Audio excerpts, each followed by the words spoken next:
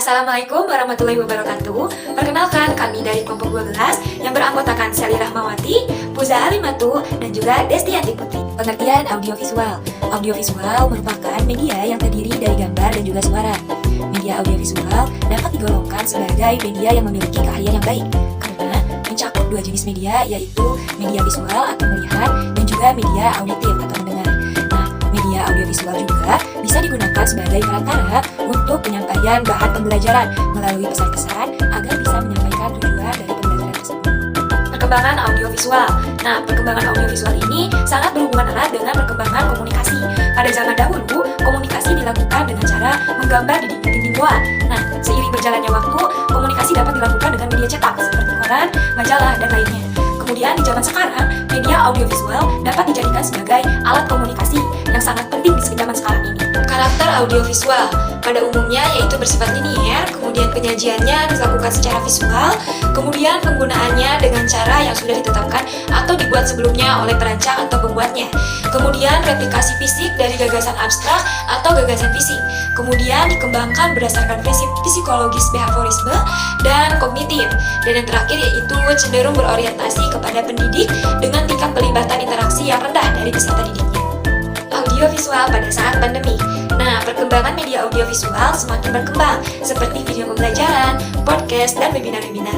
Nah, pada saat pandemi, karena kita di rumah saja, kita dapat mengakses video pembelajaran di YouTube, podcast juga bisa di YouTube, dan webinar-webinar juga kita bisa lihat di YouTube. Nah, materi selanjutnya yaitu hubungan media audiovisual dengan distribusi. Adapun dampak konvergensi dan akselerasi perkembangan teknologi media audiovisual, yang pertama yaitu telah terjadi perluasan ragam produksi program video. Yang kedua, perluasan ragam produksi video ini akhirnya membawa konsekuensi pada meluasnya penggunaan video di berbagai bidang dalam kehidupan kita. Dan yang ketiga yaitu munculnya berbagai peluang karir di bidang video. Bahasa audiovisual. Yang pertama yaitu menggunakan media audiovisual. Media audiovisual biasanya merujuk pada perangkat komunikasi yang disampaikan untuk indera penglihatan dan pendengaran, dan biasanya dirujuk untuk layak banyak. Televisi dan film merupakan dua contoh media audiovisual yang memiliki kesamaan sekaligus perbedaan sifat. Nah, yang kedua yaitu bahasa visual. Menurut MC Ruhan, media juga sebuah sistem bahasa yang memiliki sistem dan struktur gramatiknya tersendiri. Warna sebagai bahasa visual memiliki sistem dan gramatiknya tersendiri. Bahasa melalui warna memiliki makna yang tidak sederhana karena memiliki beberapa fungsi.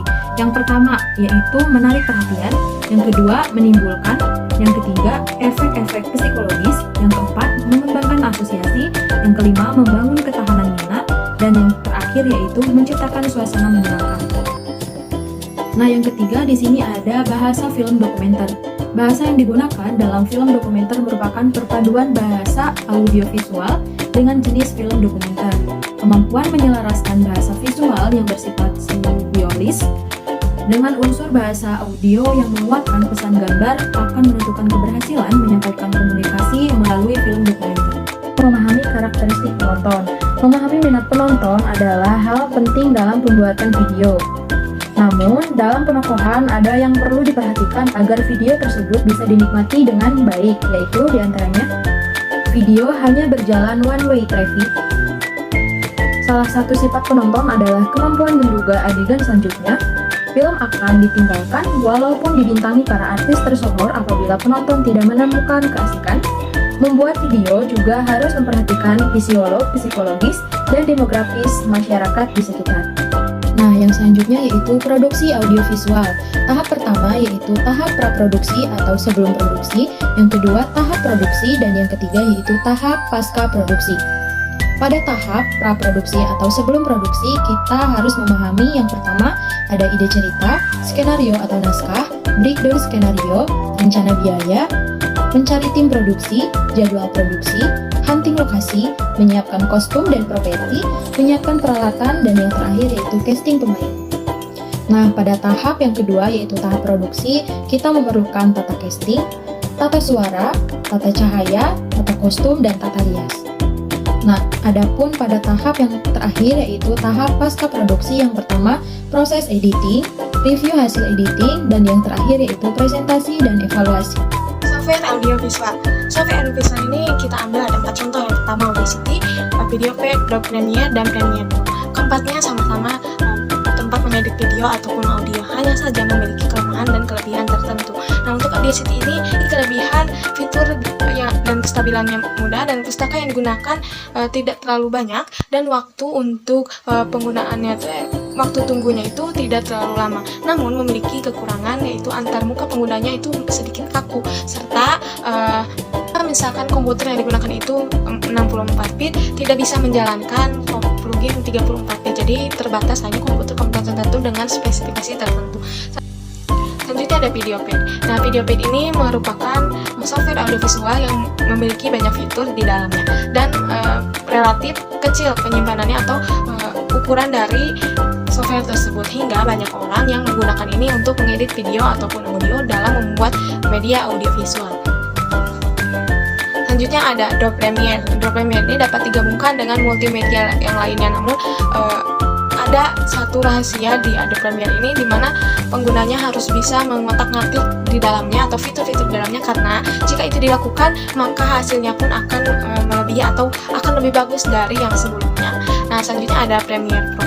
Premiere Pro ini pengoperasiannya mudah, fasilitas efeknya itu juga memadai, timeline-nya juga ada, terus komprehensif dalam berkolaborasi dengan software yang lainnya. Sedangkan kekurangan dari Premiere Pro ini ukurannya sangat besar, tidak hemat penyimpanan, keyboard tagging terbatas, spesifikasi komputer terbatas, jadi hanya bisa digunakan pada komputer-komputer tertentu dengan spesifik tertentu.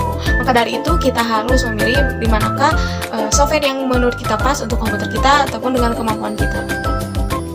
Ada metode penelitian yang telah kita lakukan di 18 Mei 2022 lalu. Metode penelitiannya, metode yang kita gunakan adalah kualitatif deskriptif. Kenapa? Karena kualitatif deskriptif ini kita meyakini bertujuan untuk mengungkapkan kejadian atau fakta atau keadaan yang sebenarnya yang ada di lapangan, yang dibungkus dijabarkan dengan deskripsi tertentu. Di mana sih penelitiannya di SDN Ketip dan juga MI Ketip. Dengan tujuan wawancaranya ini kepala sekolah.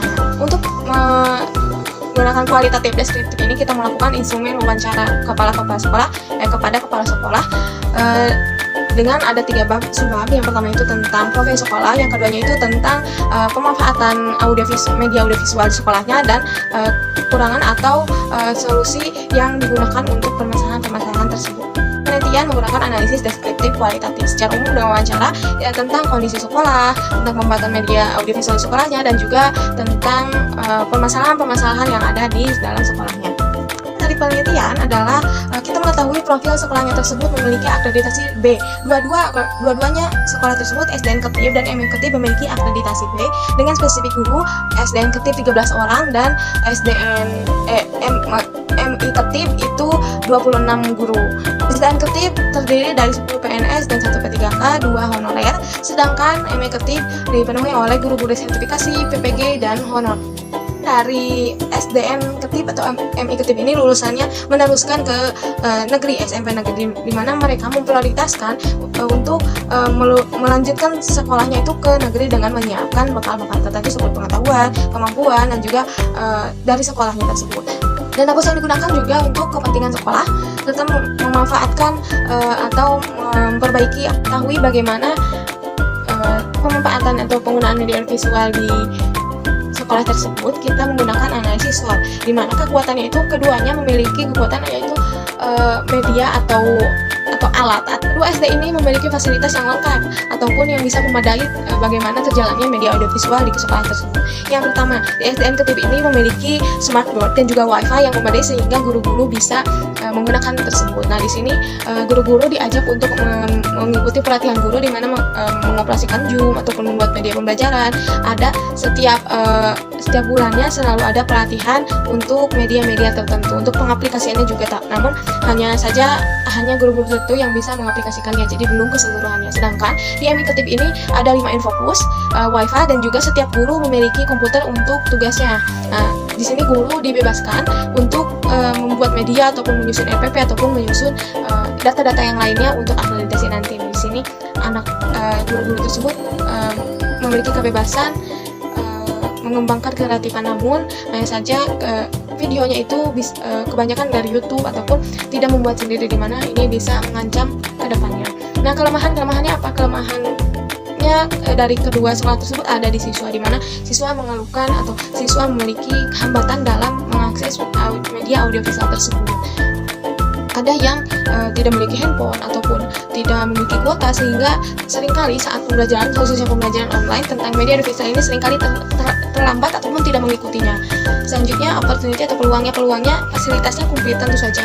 Terus guru-guru dengan fasilitas yang komplit ini, guru bisa mengembangkan dirinya untuk menciptakan media audiovisual yang memadai serta menciptakan pembelajaran yang memang bukan hanya terpaku pada Zoom ataupun yang lainnya. Bisa digunakan dengan yang lain asalkan anak bisa memahami tentang apa yang ingin disampaikan oleh guru.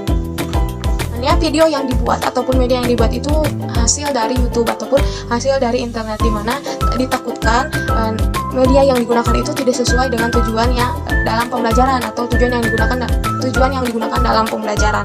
Di sini perlunya ada pelatihan guru agar guru bisa mengembangkan media tersebut dengan kreatifan dan inovasi tertentu.